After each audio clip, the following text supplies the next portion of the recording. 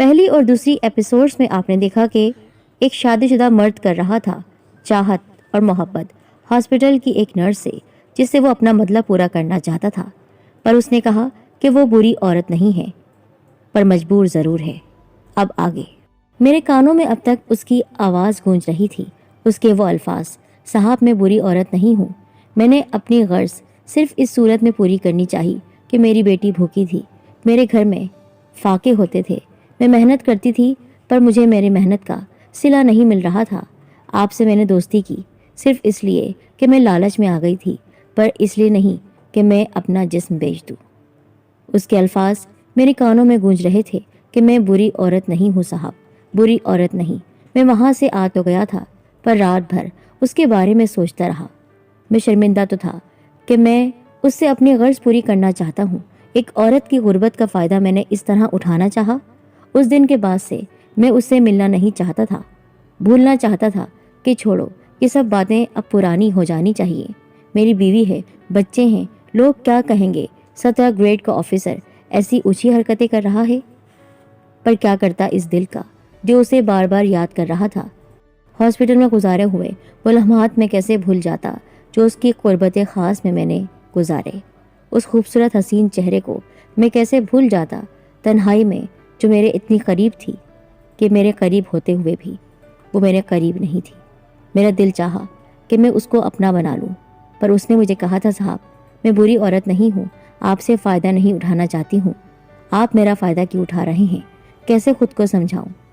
ایک انہونی بات جو میں آپ سب کو بتانا چاہتا ہوں وہ کچھ یوں کہ جس دن سے میں اس کے پاس سے آیا تھا اس رات سے مجھے عجیب خواب دکھ رہے تھے۔ وہ مجھے خواب میں نظر آتی اور رو رہی ہوتی، مجھ سے کہتی کہ میں آپ کو یاد کر رہی ہوں، آپ مجھے بھول گئے ہیں، آپ کو میری باتیں بری لگی ہیں، دیکھیں میں آپ سے محبت کرتی ہوں۔ میں سچ میں اپنے ان حسین لمحوں کو نہیں بھول پاتی ہوں جو میں آپ کے ساتھ رہی، اور کیسے آپ کو سمجھاؤں کہ اس دل کے ہاتھوں مجبور ہو کر آپ کے خوابوں میں آ رہی ہوں۔ یہ خواب مجھے ایک بار نہیں آیا بلکہ 3-4 بار نظر آیا۔ پھر تو میں نے سوچ لیا کہ میں اس کے گھر جاؤں گا، اور ایک دن میں اس کی چوکھٹ پر پہنچ گیا۔ مجھے دیکھ کر وہ ہکا بکا رہ گئی، رونے لگی۔ میں نے کہا ارے ارے رو کیوں رہی ہو؟ دیکھو تم نے مجھے کہا تھا کہ تم ان عورتوں جیسی نہیں ہو جو پیسے کے لیے خود کو بیچ دیتی ہیں، مجھے پتا ہے تم کیسی ہو۔ بہت چاہا تمہارے پاس نہ آؤں، پھر سوچا کہ ایک بار تمہارا چہرہ دیکھ لوں، شاید زخم دل کو آرام آ جائے۔ اس بار اس کی آنکھوں میں عجیب سی پراسراریت تھی جو میں نے اس وقت محسوس نہیں کی۔ میں نے کہا سچ کہوں یا جھوٹ؟ سچ کہیں صاحب، میں تمہارے بغیر نہیں رہ پا رہا ہوں، سچی محبت ہو گئی ہے مجھے زندگی میں پہلی بار۔ پھر تمہاری اچھائی یہ کہ جانتے ہوئے بھی کہ تمہارے بدلے میں تم پر دولت لٹا دیتا، جو تم چاہتی میں کر دیتا، لیکن تم پیچھے ہٹ گئیں۔ میں تمہاری اس ادا پر دیوانہ ہو گیا۔ تم نے زندگی میں کتنا سہا ہے جانتا ہوں، میں تمہیں تمہاری خوشیاں دینا چاہتا ہوں، میں تمہیں وہ سب دے سکتا ہوں جو تمہارا شوہر کبھی نہیں دے سکا۔ وہ نکما کچھ نہیں کرے گا، صرف تمہیں ترسائے گا۔ میری بن جاؤ، سب کچھ دوں گا تمہیں۔ صاحب کیا کر رہے ہیں آپ؟ یہ کیسی باتیں کر رہے ہیں؟ شادی شدہ ہیں آپ، چھوڑو اس بات کو۔ سچ کہوں نفرت کرتا ہوں اپنی بیوی سے، میری پسند کی شادی نہیں ہے، وہ عورت ایک آنکھ نہیں بھاتی مجھے، بس بچوں کے لیے برداشت کر رہا ہوں اس کو۔ میری پہلے بیوی کو میری شادی کے بارے میں پتہ چل چکا تھا، لیکن وہ کیا کر سکتی تھی؟ آدمی کو تو 4 شادیاں جائز ہیں، اس لیے وہ چپ ہو کر صبر کر کر بیٹھ گئی، کیونکہ بچے ساتھ تھے۔ میں نے اس کو بھی پریشان نہیں کیا، ان کا خرچہ پورا کرتا تھا، ان کا خیال رکھتا تھا، بچوں سے ملنے جاتا تھا، لیکن اپنی راتیں میں اپنی محبوبہ بیوی کے ساتھ ہی گزارتا تھا۔ شادی کے بعد کچھ انہونی سی میرے ساتھ ہونے لگی جو میں آپ کو بتانا چاہتا ہوں۔ جیسے ہی میری دوسری شادی ہوئی، اس پہلی سہاگ رات کے بعد دوسرے دن سے میرا سر چکرانے لگا، مجھے اپنے اندر بہت ہی زیادہ کمزوری محسوس ہوتی، ایسا لگتا تھا میرے جسم سے کوئی خون نچوڑ رہا ہو۔ اچانک یہ کمزوری مجھے سمجھ نہیں آ رہی تھی۔ پہلے تو میں سمجھا کہ تھکن کی وجہ سے ایسا ہوا ہے، یا پھر میں جو بیمار پڑا تھا اور ہاسپٹل میں رہا تھا اسی وجہ سے ہوا ہے، تو میں نے ڈاکٹر سے دوا لے لی، لیکن میری وہ کمزوری بڑھتی چلی جا رہی تھی۔ شروع میں نے اس بات کو محسوس نہیں کیا اور اس کو میں نظر انداز کرتا رہا، کیونکہ میں اپنی بیوی کے پہلو میں بہت خوش تھا، وہ مجھے بہت خوش رکھتی، اسی طرح خیال رکھتی جس طرح جب وہ نرس بن کر میرے پاس آئی تھی۔ पहले तो वो नर्स थी, हर इंसान का ख्याल रखना उसका फ़र्ज़ था, उसकी वो ड्यूटी थी। पर अब तो मैं उसका शौहर था, उसका मिजाजी खुदा, और अब तो वो मेरी हो चुकी थी। हर तरह से मेरा ख्याल रखती, मैं जो कहता वही करती। मुझे रश आ रहा था अपनी किस्मत पर कि मैंने इसको पहले अपनी ज़िंदगी में शामिल क्यों नहीं किया। काश ही मुझे पहले मिल जाती और मेरी पहली बीवी कभी मेरी ज़िंदगी में नहीं आती। बहरहाल अब वो आ चुकी थी और मैं उस पर ही शुक्र कर रहा था कि चलो देर से सही पर मुझे हीरा तो मिल गया। पर जो मैंने आपसे बात कही कि मुझे दिन ब दिन इतनी ज़्यादा कमज़ोरी हो रही थी कि मैं खड़े खड़े चकरा जाता था। मेरे कोलीग्स मुझसे कहते, क्या हुआ, कुछ ज़्यादा ही आपकी तबीयत ख़राब रहने लगी है, लगता है दूसरी शादी रास नहीं आई। तो मैं कहता, नहीं नहीं, ये तो मेरी चाहत है, ये तो मेरी मोहब्बत है और मैं बहुत खुश हूँ क्योंकि वो मेरा ख्याल बहुत ज़्यादा रखती है। ये राज तो उस दिन खुला जब मैं गहरी नींद में था। रात का न जाने कौन सा पहर था। मेरी बीवी मेरे पहलू में सोई हुई थी। अचानक मेरी आँख एक झटके से खुली। मुझे ऐसा लगा कि मेरी गर्दन पर कुछ नमी सी है। मैंने वहाँ पर अपनी उंगलियाँ फेरी तो सच में वहाँ गीला गीला लग रहा था। मैंने फौरन उठकर लैंप खोला। जब लैंप जलाने पर मैंने अपनी उंगलियों को देखा तो वो खून से तर थी। मैं हैरत में डूब गया और मेरे मुंह से हल्की सी चीख निकल गई। ये खून यहाँ कैसे आया? अपनी गर्दन पर फिर से मैंने उंगलियां फेरी और मैंने जब अपनी उंगलियों को देखा तो वहाँ पर ताज़ा ताज़ा खून लगा हुआ था, जैसे अभी अभी किसी ने वहाँ पर काटा हो। कौन काट सकता है? ज़रूर कोई कीड़ा होगा, जहरीला, क्योंकि जहाँ पर मेरा घर था वहाँ पर बहुत सारे दरख्त थे, इसलिए मैंने उसको अपना वहम समझकर और कीड़े ने काटा होगा। वहाँ पर मैं दवा लगाकर और ज़ख्म को साफ करके सो गया। उस रात तो मैंने उसको अपना वहम समझा। दूसरे दिन मैंने अपनी बीवी से कहा, रात में मेरी गर्दन पर खून लगा हुआ था, न जाने किस जहरीले कीड़े ने काट लिया था। तो वो एकदम से घबरा गई। मैंने उससे कहा, क्या हुआ? बस मैं इसलिए घबरा गई हूँ, न जाने कौन सा जहरीला कीड़ा था, चलिए मैं आपको दवा लगा देती हूँ। मैंने कहा कि डॉक्टर के पास जाऊँ? उसने कहा, नहीं नहीं, ऐसी कोई बात नहीं लग रही है, ऐसा कोई ज़्यादा जहरीला कीड़ा नहीं था, मैं दवा लगा देती हूँ। और चूँकि वो इस अंदाज में इस प्यार से मुझे कहती और नर्स थी तो मुझे ज़रूरत ही नहीं थी किसी डॉक्टर के पास जाने की। उसके पास सारा इलाज था। वो मेरा जिस तरह ख्याल रखती, मैं तो उसकी मोहब्बत में डूबता चला जा रहा था। जिस दिन से मैंने उसके सामने जिक्र किया था कि मेरी गर्दन पर खून लगा हुआ था, उस दिन के बाद से मैंने अपनी बीवी के अंदर एक अजीब सी पुरस्कारियत सी महसूस की। लेकिन चूंकि वो मेरी बीवी थी, मेरी महबूबा, उस पर शक कैसे कर सकता था? लेकिन फिर भी वो मुझे देखती तो घबरा जाती, अपनी आंखें इधर उधर फेर लेती। मैंने उससे कहा, क्या तुम कुछ परेशान हो? उसने कहा, नहीं नहीं, मैं बिल्कुल ठीक हूँ।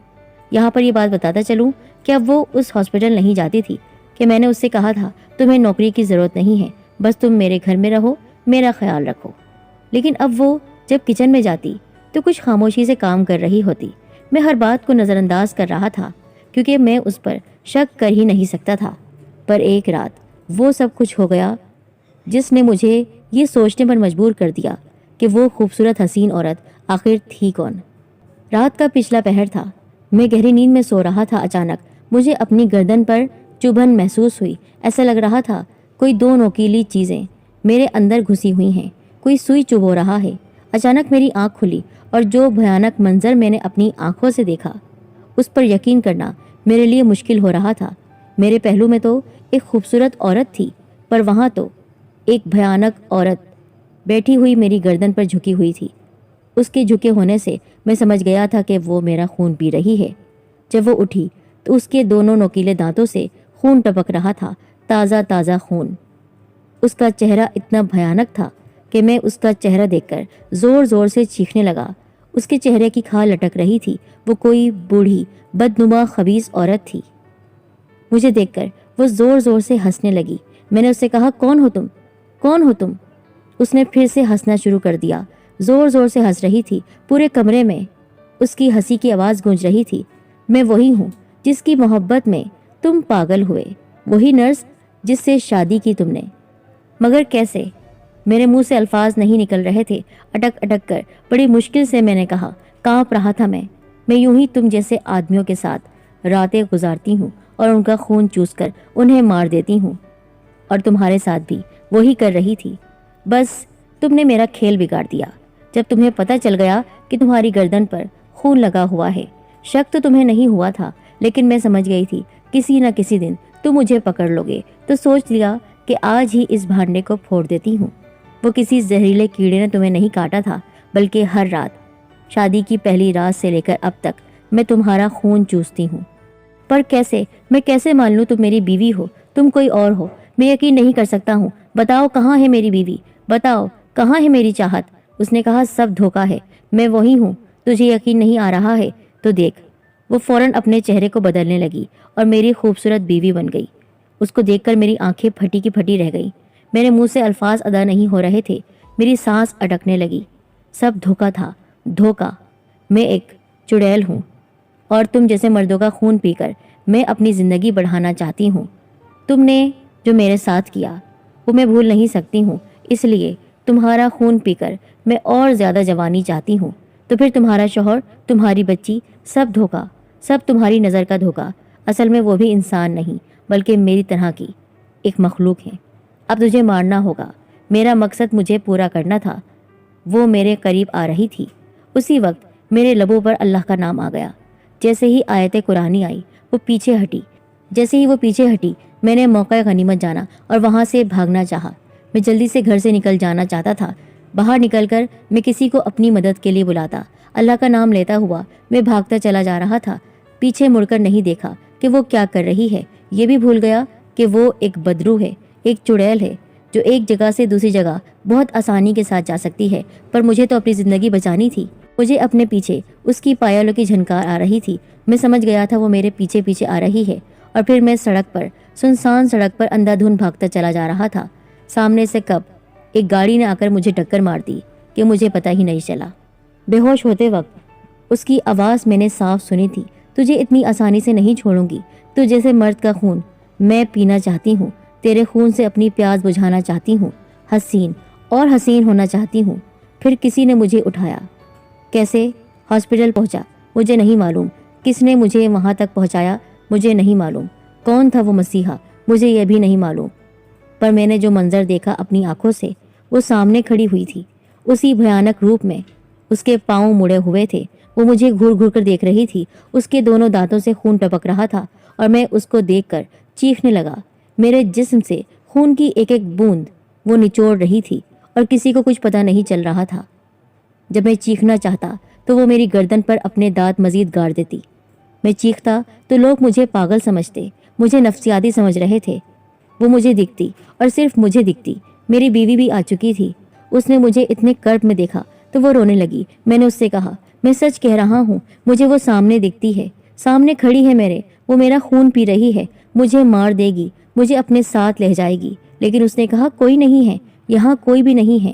میں نے چیخا، وہی نرس جو مجھے اسی ہاسپٹل میں ملی تھی۔ جی ہاں، مجھے اسی ہاسپٹل میں لے جایا گیا تھا جہاں پہلی بار اس سے ملاقات ہوئی تھی۔ تو میں سمجھ گیا وہی مجھے لے کر آئی ہے۔ وہ مجھے گھورتی اور میری گردن میں اپنے دانت گاڑ دیتی۔ اب میں مر رہا تھا، مجھے پتا تھا کہ وہ مجھے زندہ نہیں چھوڑے گی۔ میرا کوئی یقین نہیں کر رہا تھا، سب مجھے پاگل سمجھ رہے تھے۔ میں اپنا ذہنی توازن کھوتا جا رہا تھا، اور اب زندگی بھی۔ میری بیوی مجھے دیکھ دیکھ کر روتی تھی۔ سب ختم ہو گیا، میرا سب کچھ برباد ہو گیا، وہ میرا سب کچھ برباد کر گئی۔ اس کا میری زندگی میں آنا میری بربادی تھا۔ میں نے اس کی وجہ سے اپنی بیوی کو دھوکہ دیا، اپنے بچوں سے باپ کی شفقت کو دور کیا۔ لیکن اس نے کیا کیا کہ اس نے مجھ سے بدلہ لیا۔ اس نے دولت کی لالچ میں نہیں، اس نے میرے خون کی لالچ میں، جوانی چاہتی تھی وہ، میری زندگی لینا چاہی، اور اب میں مر رہا ہوں۔ مجھے پتا ہے جلد وہ مجھے مار دے گی اور کوئی بھی کچھ نہیں کر سکے گا، کیونکہ وہ کسی کو دکھتی ہی نہیں ہے۔ وہ نرس پہلے بھی کسی کو نہیں دکھتی تھی، سب میرے ساتھ ہوتا تھا۔ تبھی تو وہ تنہائی میں آ کر مجھ سے ملتی تھی، تبھی تو اس کے ساتھ کوئی نہیں ہوتا تھا، اور تبھی جب میں کسی سے اس کا ذکر کرتا تو حیرانگی سے مجھے دیکھتا اور کہتا، کون سی نرس، کس کی بات کر رہے ہیں؟ اور میں اس لیے ٹال دیتا کیونکہ اگر میں زیادہ پوچھتا تو پھر اس سے میرا تعلق کیسے بڑھتا۔ لیکن اب اسی نرس نے میری زندگی مجھ سے لینا شروع کر دی تھی۔ میں گھٹ رہا ہوں، مر رہا ہوں، مجھے پتا ہے کسی بھی رات وہ میرے خون کا آخری قطرہ بھی نچوڑ لے گی۔